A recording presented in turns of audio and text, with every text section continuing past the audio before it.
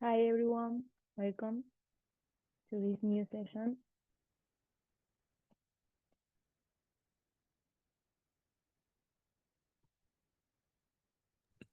Hello, good morning. Hello.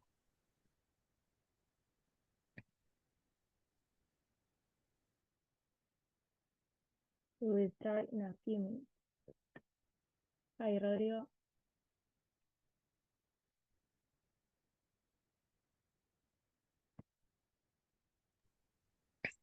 I was thinking that we might need to add some background music next It's a time, good idea. or we can have Chris playing the guitar in the background. Hi Emerson. Elevator music. Yeah, Well, for the next session, you can propose music. yeah, that will be nice. So while we wait for the rest and see who else joins, maybe you can tell us from which country you are watching from. I feel like a TV presenter. I don't know why, but you can type it on the chat so you know where you guys are from. Okay, US.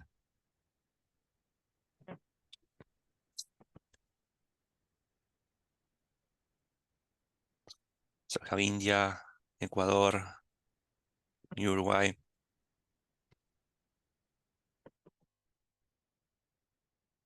Brazil. Nice.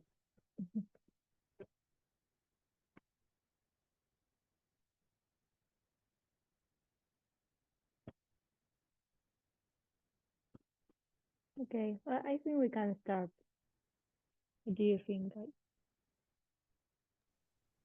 guys? Yeah, sure. So, well, welcome everyone to the second edition of MagnifAI Sessions.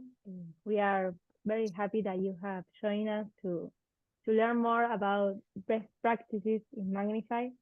And the idea of these sessions is to have like a common space with the community to share topics of interest and also to tell you about the latest news.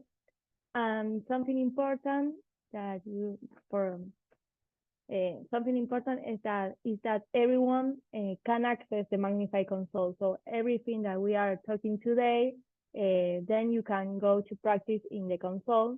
Then I will share the address via chat, but this is something important to remember. What else?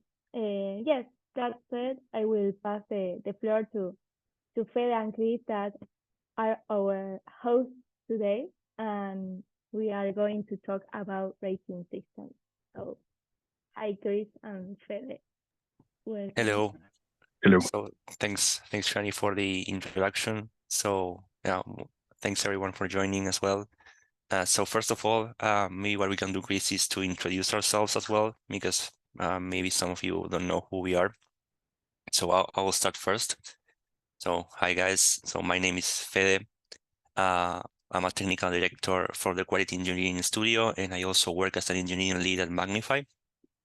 And I'm based on Uruguay. I see that we have some people from Uruguay as well on the audience. And yeah, I've been with Globan for over 12 years now. So yeah, long time. And happy to be here with you, sharing some exciting news around MagnifAI and the tool that we're building. Okay, and I am Christian. I am a test automation engineer. I have more than 13 years here at Globant. I am in Argentina. So yeah, welcome to our session. Okay. So as Shani mentioned, the idea is of the sessions is to share the news around MagnifAI and our new releases. We did one session, I think it was a month ago. If you haven't watched it, the recording is available, where we talk about how the large language models work and how the transformers, which is a technology behind these models, work internally. So you have an idea on how the generative AI modules in MagnifAI, how we apply them and how we use them, and how you can get the best of them. Today, we're not going to go over the same thing again. We want to talk about this new concept that we're calling rating system, and see how you can use it with the MagnifAI Assistant, which is our brand new model, and how you can get the best of it as well. So we have just released big announcement. Before we start, we have just released a new version of MagnifAI 5.3, which comes with a few enhancements on the usage of the assistant and the generative AI models. And we're also doing some, we did some bug fixes on the UI side as well, and some of the UI visual capabilities. So yeah, as Shani mentioned, we encourage everyone to go ahead and give it a try and discover the new functionalities for yourself. Again, as we mentioned, so MagnifAI is free. You are free to use MagnifAI for your projects and for your daily tasks as well. You have access to our console to experiment with uploading documents and interacting with the assistant as well. If you want to use it for a particular account, of course, MagnifAI is also a product. It's a licensed product. So if you feel that it could be of use, or it has potential within your account, one thing that you can do is contact us. You can contact Chris, Shani, myself, or any of the MagnifAI at the MagnifAI team, and we can engage in conversations with your accounts, with your delivery directors, technical directors, and see how we can approach your focals on the client side to showcase the benefits of MagnifAI and how to create an engagement. But again, we are also building this tool for you, for the QE Studio, and yeah, we want you to be able to use it and experiment with it as well. So by having said that, let's do a quick recap of what we talked about the last time, so we can set a context and we know where we are. MagnifAI has two main areas, or two main, we can say areas as well. One is related to visual testing, and the other one is related to generative AI. We're going to be focusing on generative AI this time. Maybe later we can do sessions around visual testing as well, if you guys are interested. But for the sake of time and for the sake of showcase this new concept, we're going to be focusing on generative AI this time. And generative AI, so it's part of a bigger domain, right? When we talk about generative AI, we are talking about artificial intelligence, and artificial intelligence is like a big universe of concepts and different techniques, right? So inside artificial intelligence, we have machine learning, and specifically on this domain, on the one that we're going to be talking, we have the deep learning. And deep learning is basically a subset of machine learning. It's a set of algorithms that works mainly with what we call neural networks.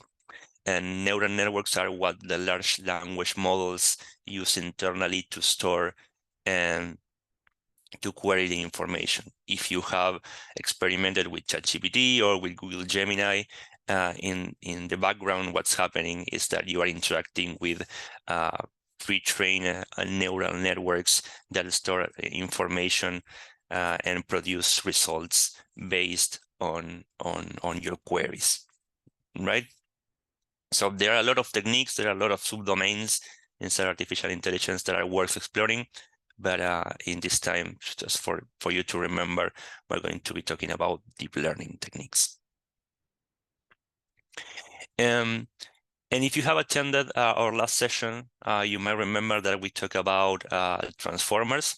And transformers is this technology that the large language models use internally. It's we can call it a revolutionary concept that was introduced by Google not a long time ago. we can say that it's the technology that these models use to produce information. The difference about transformers with their predecessors is that they, instead of, when they produce words, right, or when they produce images, or when they produce audio, instead of trying to predict what's coming next, they have a specific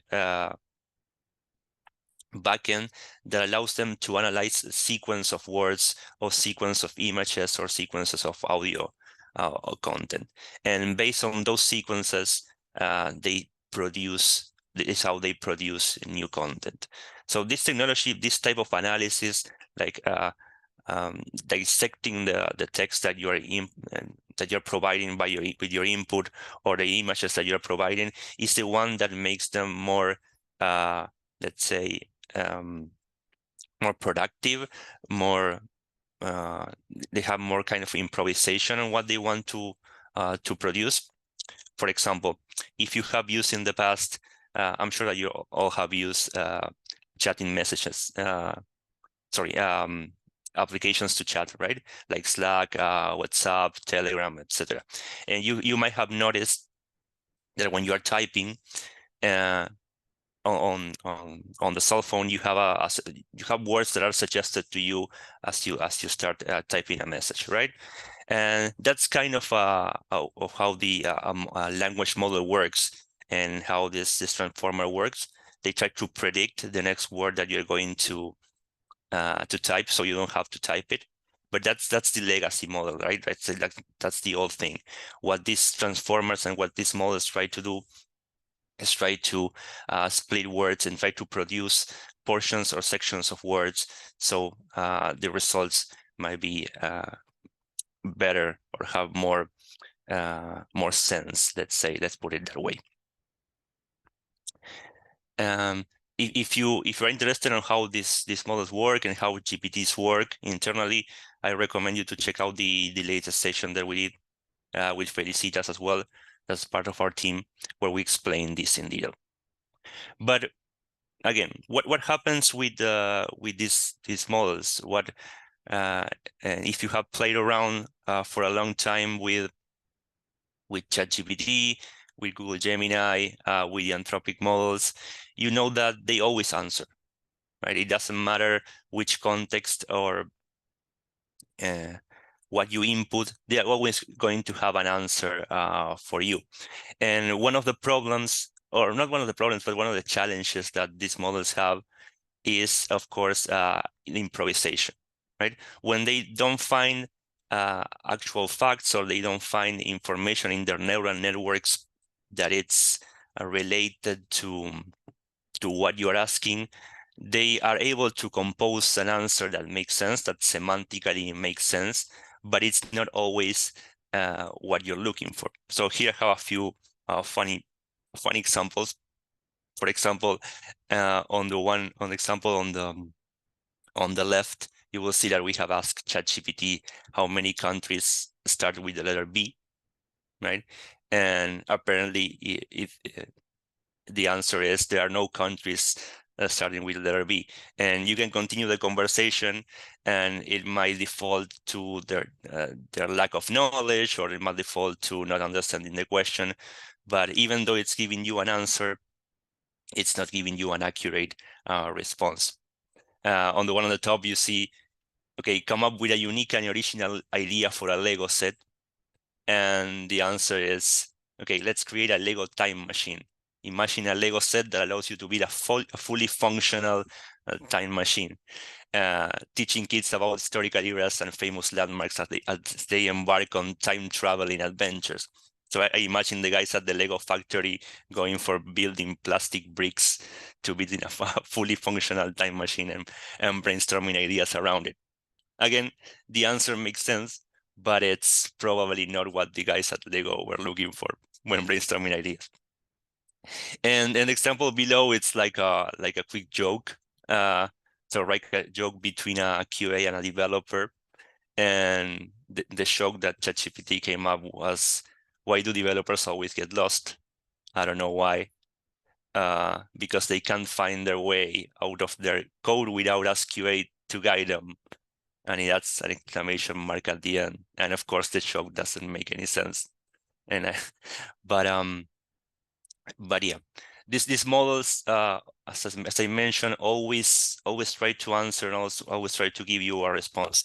And I think that you have probably you have experimented the same thing when trying to build things close to your domain knowledge, right? If you want to evaluate code, if you want to create manual test cases, or if you want to do something for your project, at the beginning, it's always fun because you see the model giving you answers and giving you things to work with.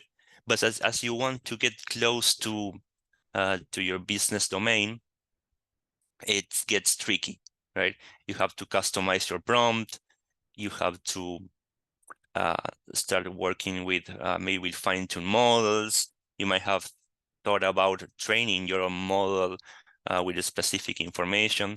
So there are things that can be done, but it's not as straightforward as it seems or as it looks like. And why does that happen?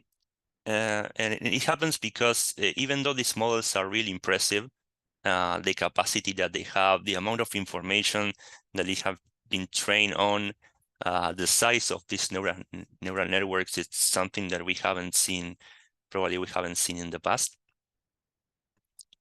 But the reason why they struggle to generate actual facts or to generate things closer to our business domain, or sometimes why they miss dates, you might ask for the independence date of your country, and they might miss the date by a few years, and that makes you wonder why.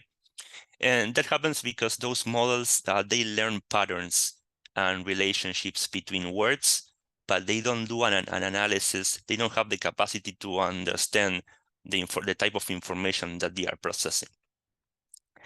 And this is really important, especially when you're talking with these models, because given the answers that you get when interacting with them, you might get the false idea that they understand what you're trying to say, that you're talking with a person.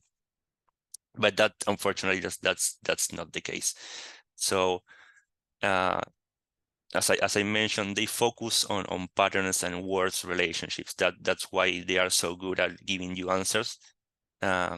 But of course, they don't know actual facts, or they don't know things that might have happened during our history, or information that they haven't been trained on. So how do we take this technology, right? This potential that the large language models have, and how we take that close to our business domain, how we can produce artifacts, code, test cases, business requirements, closer to our business domain, right? How we're able to generate factual information about what we're trying to do consistently without so much improvisation. So if you have used MagnifAI in the past, you know that our latest model is the MagnifAI Assistant, which has a conversational interface similar to the other ones that you might have used, like ChatGPT or Google. But the idea of and our goal with that assistant is to create kind of a facade around the complexity that these models have internally. So you don't have to worry a lot about prompt engineering. You don't have to worry a lot about how to store your business domain documents. Chris is going to show you a demo, so all of this is more clear. So it will be clear in a few minutes. But that's kind of our plan. And our next goal as a product is to start building on top of the assistant and start adding features that can help with this abstraction, how we can put at your disposal the potential that these models have in different ways, so you can use it on a daily basis. And one of the new concepts that we have created is called the rating systems. And the idea of the rating systems is, of course, trying to overcome at least a little the variability in these probabilistic models, right? How we can make the results, again, more deterministic. Because when, as testers, right, as coders, as test automation engineers, once we have created a few classes, when we have created a test plan, when we have created a like a set of standards of how we want things to look like, if we want to produce information based on those standards, we want it to be consistent. If we have a certain way of writing Gherkin test cases and we are asking our model to generate tests for us, and each time it generates tests, it improvises tests in a different way, then it's not going to be good for us. It's not going to be worth our time. So we have designed this framework. So rating system is a framework that allows you to improve how deterministic the responses from the assistant are. The idea of the rating system is for you to be able to evaluate and review different type of artifacts or assets, such as code, test cases, and requirements. And then you can easily use them from the assistant interface. So how do we see these rating systems in action, right? How we can use it from the assistant? Well, it's really simple. It's not rocket science, and it's something that you can use directly within your prompt. Right? When asking something to the assistant, you can reference the different rating systems, right? And as I mentioned, you can use them for different purposes. Here on the right, I have a query. Let's say that I'm working on a test automation framework, and what I'm asking the assistant is, can you suggest a base class for my test automation framework using the Code, Python, Selenium rating system? And what this rating system has internally is a condensed information about Python and Selenium best practices that you can eventually customize or create your own. But the output will be, first of all, some guidelines on the best practices that it's going to use, and then it's going to build the code that you're asking using those best practices.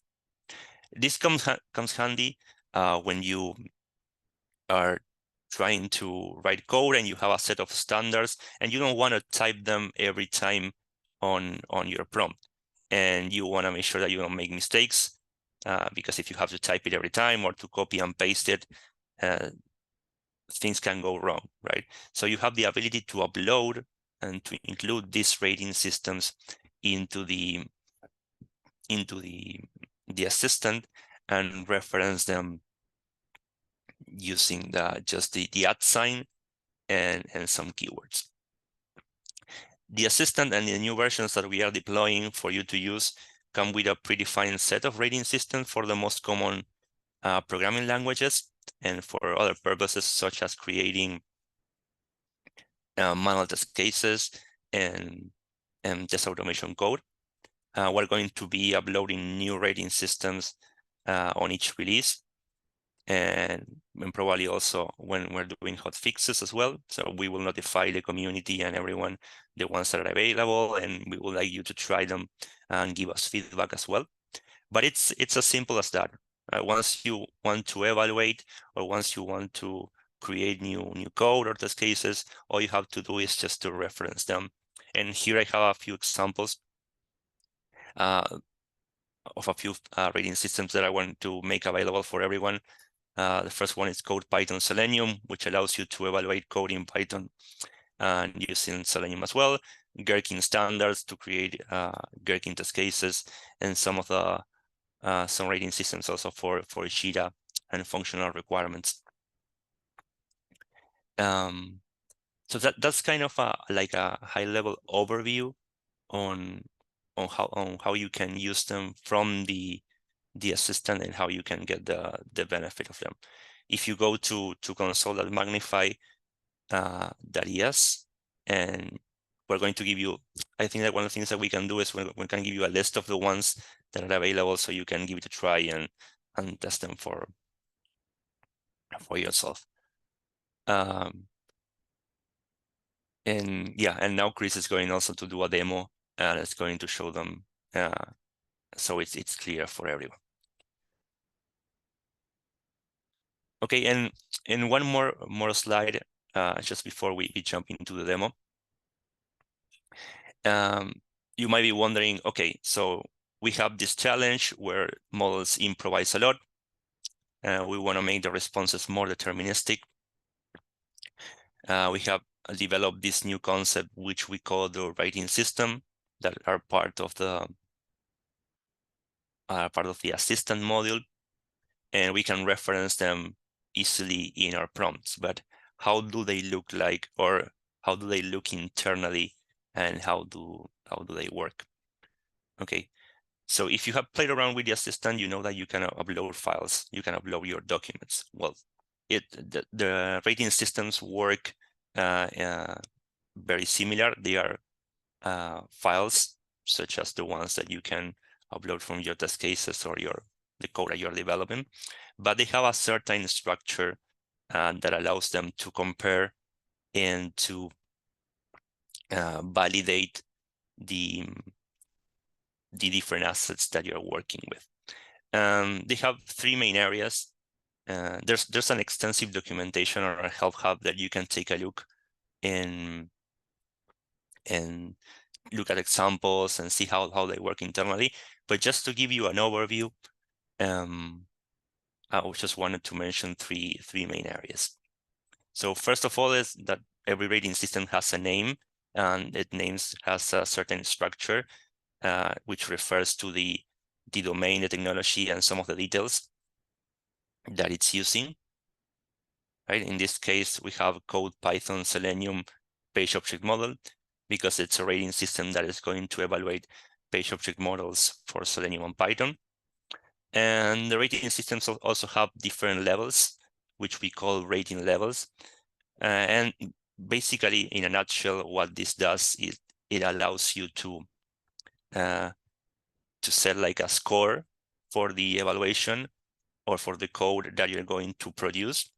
So when you're typing or when you're writing your prompt, you can always aim for the highest score. If you want to generate code with the Python Selenium POM in your prompt, what you will do is you will ask, make sure that the code that is generated achieves or scores 5 stars, given the code Python Selenium POM rating system. And inside the rating levels, you have also categories, right? You don't only have, you can catalog the different categories depending on what you're trying to evaluate. If you are evaluating code, for example, here I have two categories. One is readability and one is maintainability. Each category has a weight and a description. So the model understands which category is more important for us when doing the evaluation. Rating systems become more complex. You can have different levels. You can have multiple descriptions, and you can play around with the weightage and categories. But in a nutshell, this is how they look internally. You can think of them as text files. You can think of them as descriptions of the highest standards that you want to achieve with your code. Yeah, I think that's it for the initial presentation. We can go to the demo, where I think that all of this is going to make more sense. I don't know, Chris, let me know if you're ready. Yeah, sure. I think you need to stop sharing. Yeah, I need to stop sharing. Okay. So in the meantime, while Chris is preparing the demo and sharing the screen, if you have any questions about what I just mentioned, you can feel free to paste it in the chat. We have a Q&A module, I think, as well. And yeah, we will try to answer them live or at the end of the session. Okay, I think I am getting the right screen. So here I have an example, okay, that is a rating system for the test cases in Gherkin format. So the components that we have here, as Fede mentioned, we have a naming convention that is this one here, just to try to for the assistant to identify it, right? When we ask a question to the assistant regarding this specific rating system, so it is easier to find it and use it for the assistant. We also have the categories, as I mentioned before. In this case, we have a few that are related to what we wanted to assess for our specific question, right? In this case, I added the coverage and the clarity and completeness and the reusability, well, documentation and different things. And each category also here, it has a weight that is what is most important for us, what we think is most important for each one of those categories, right? So in this case, for me, it's more important to have a good coverage of all the test cases, and then, well, other things like the clarity, completeness, and then reusability on the stuff. Well, after this, we also have the rating levels that are like for us these are like numbers, right? To say what is excellent for us and what is not that good for each one of those categories. So in this case, for example, if I want to assess the coverage and thoroughness of the test, I want them to be excellent. I want them to provide a comprehensive coverage of all features and functionalities, that the scenarios are carefully crafted to explore all possible paths through the application, and the edge cases and corner cases are thoroughly tested to ensure robustness, for example. Then a poor quality of this specific category is like they don't have thoroughness, there are significant gaps in coverage, the features and functionalities are not tested enough, and the edge cases and corner cases are ignored, for example, right? And then, yeah, and that's the criteria for each one of those rating levels. So once I have this, this is the example I have for this specific case, I can upload it. I'm going to documents and then add new document, and here you can upload your document that you want. In this case, I am going to use this one that is the one I created. I have already some here, so yeah, I am adding another one, and it's uploaded, and then I can make a request here. I have already one example that it is a functional requirement to add an item to a shopping cart.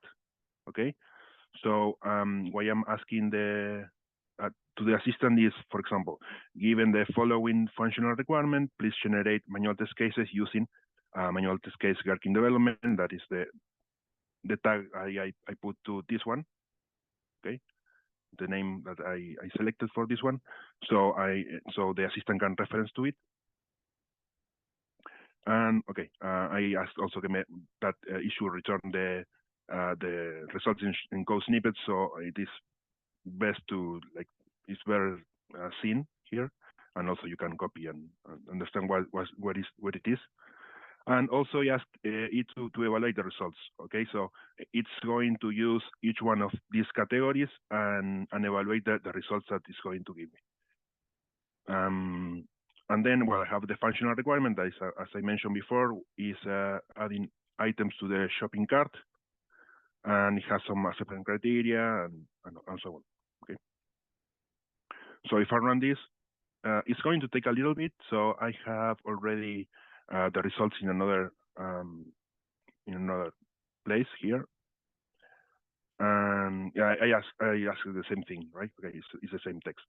So the results, the assistant is going to return a list of test cases in Gherkin I requested for each one of the scenarios that it thinks that it's necessary to test the full functionality.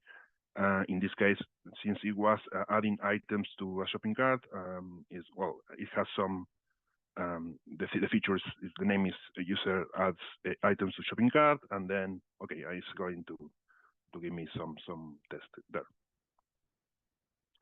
And then it's going to make the evaluation of the test cases.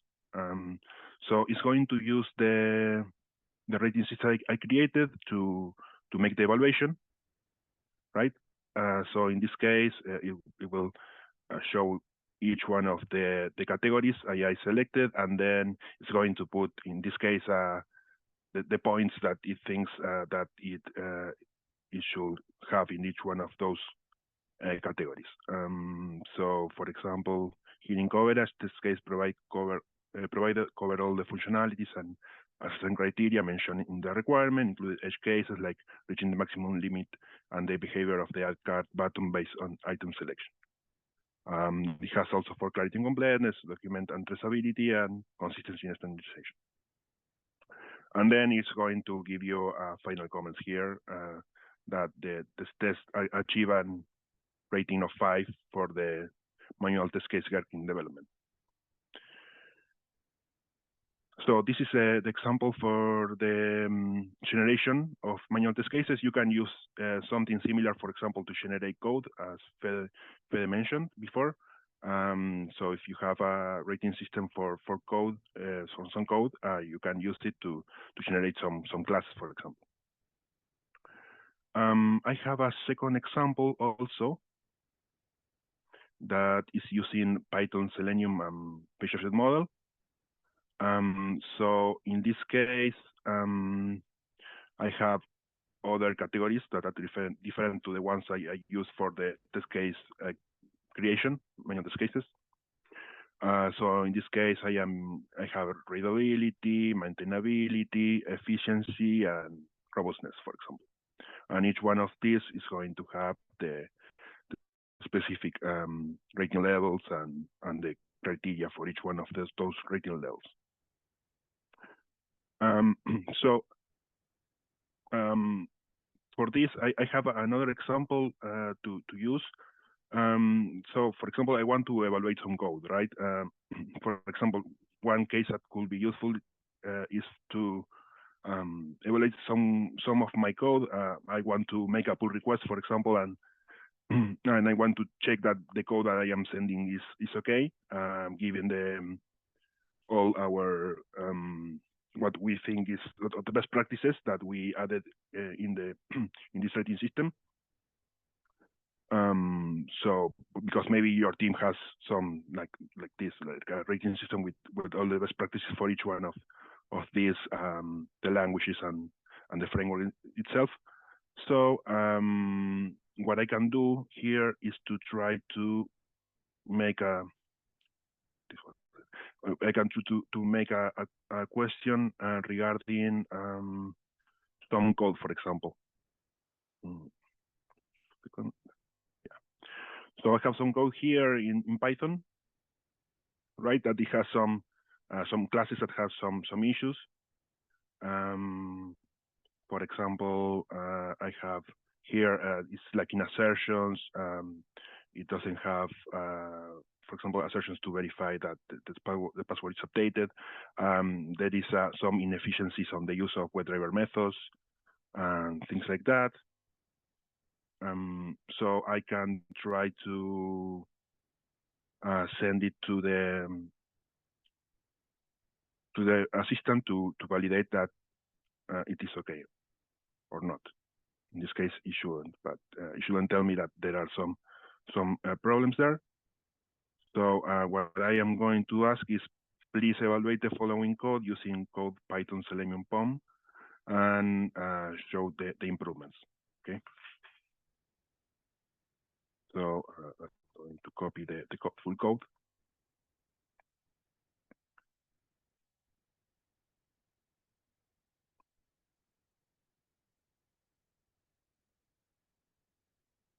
And send it to the assistant. So it will also take some time. So I am just showing the results in this one.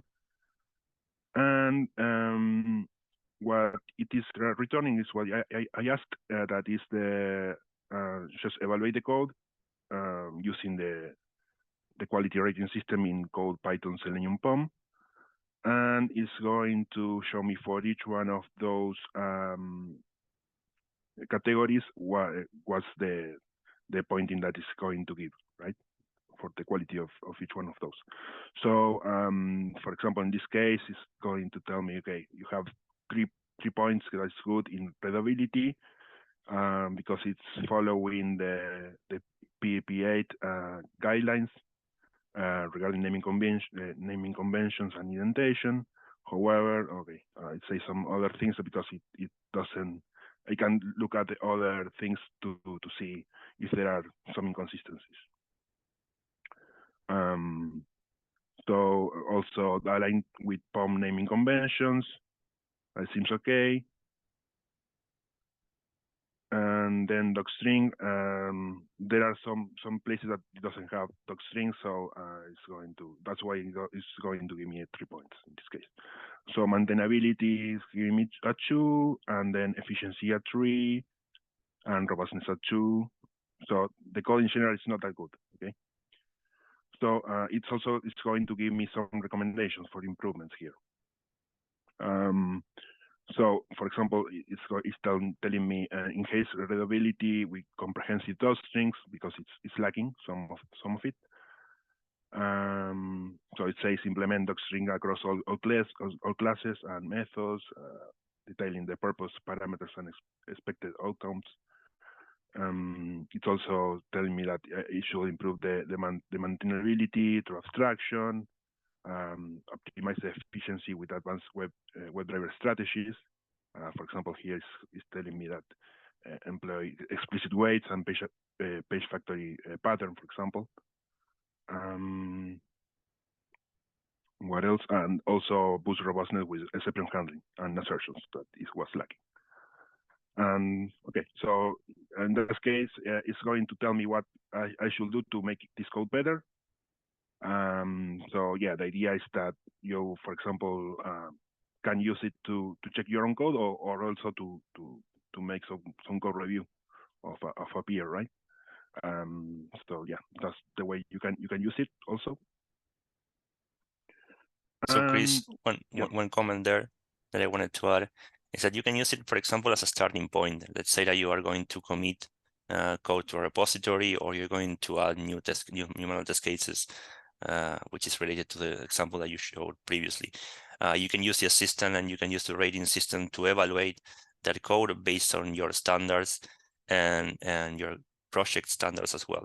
And then you can continue the conversation. If you have seen there while Chris was scrolling, you get better score in some areas, but some low scores on others.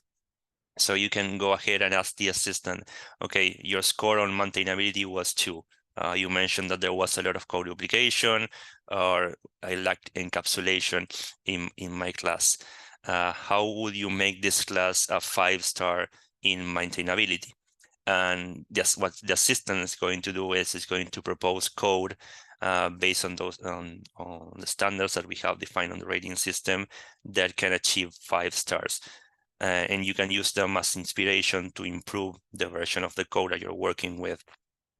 And you make sure that it adheres to the standards. So one of the things that happens that has probably happened to all of you, and it has happened to me as a test automation engineer in the past, is that sometimes the coding standards for a project are not all that clear, or the expectations of the more senior test automation engineers are not that clear as well.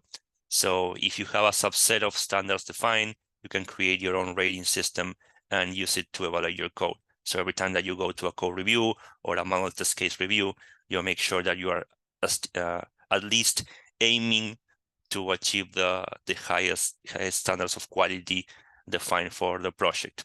And it's also like a learning experience for yourself, right? You want to make sure that you're doing things the best way you can as well.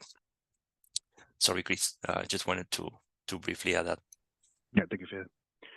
Okay, and one more thing that you can also do, because maybe you don't know how to start with the rating systems, is to, we have a document, right, with all the ratings, how like that explain how the rating system work, and there are some templates there to you use to generate a new rating system. So one thing that you can also do is to ask the assistant to generate a rating system, right?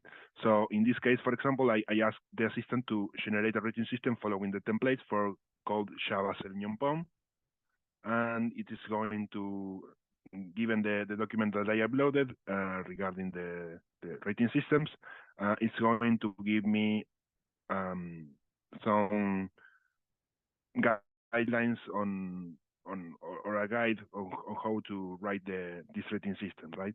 So then you can, after this, keep adding on it or use it as a template, and then see if it is working for you or not, and add more things that you think are important there.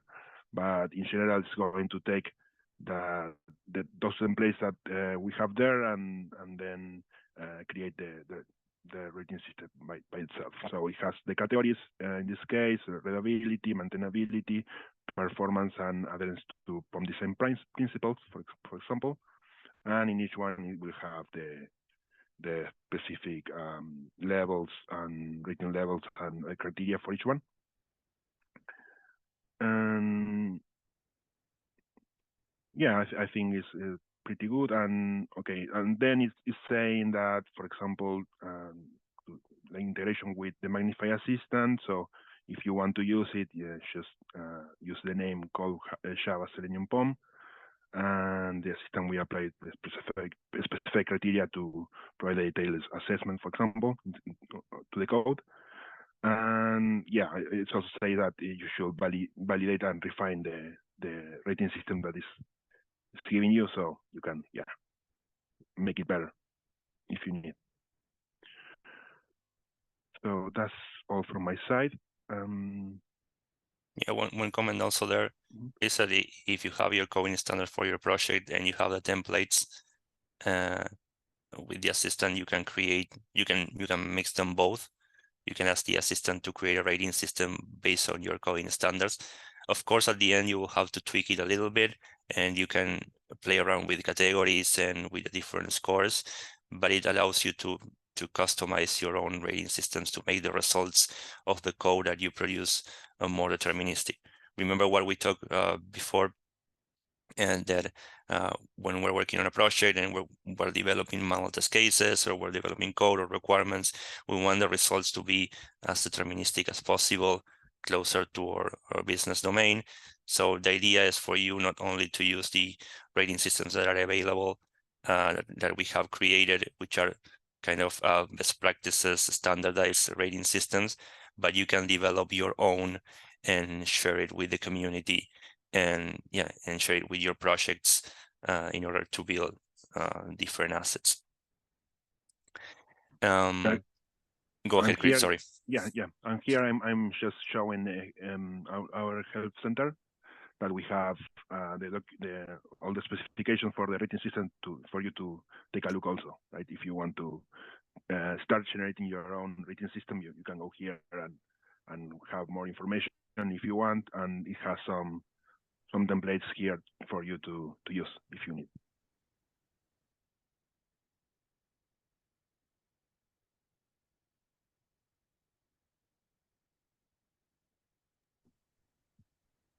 Okay, thank you very much, Chris.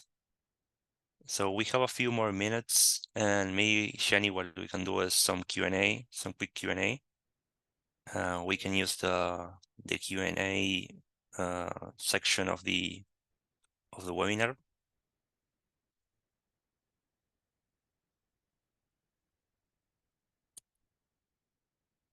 I saw that Rodri asked something earlier today around the results of the model,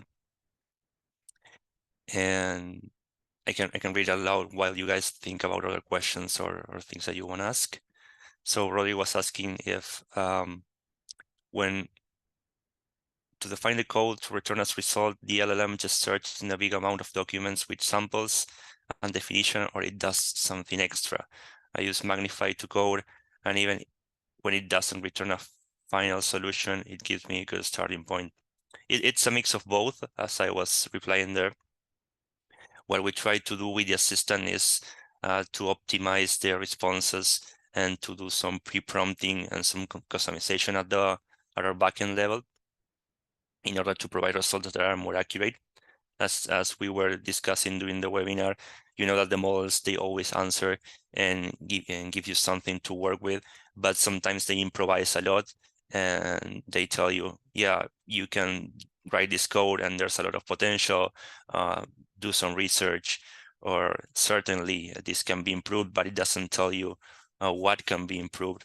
So we try to leverage that internally, so the answers that you get from the assistant are more accurate and tailored to what a quality engineer or test automation engineer might need. And we have some documents indexed as well around best practices and that the assistant uses to produce the information and the outcome that you see. Rating systems act like a complement to all of this. So you have answers that try to make sense or be more practical and pragmatic, and as well you can tailor those answers by using the rating system, evaluating your code or creating code that makes sense for you and your project.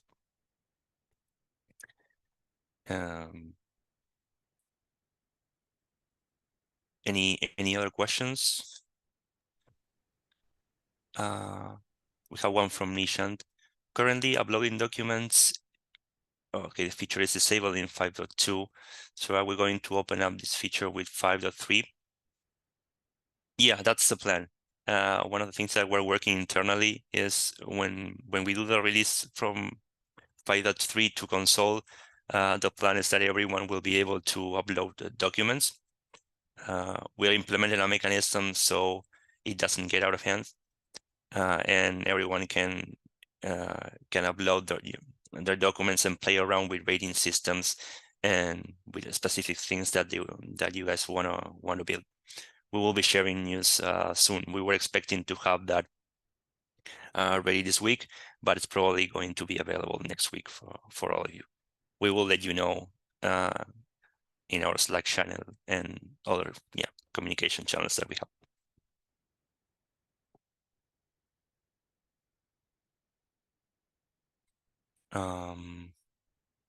Any other questions around MagnifAI in general, the system, rating system? We have a few more minutes. Don't be shy.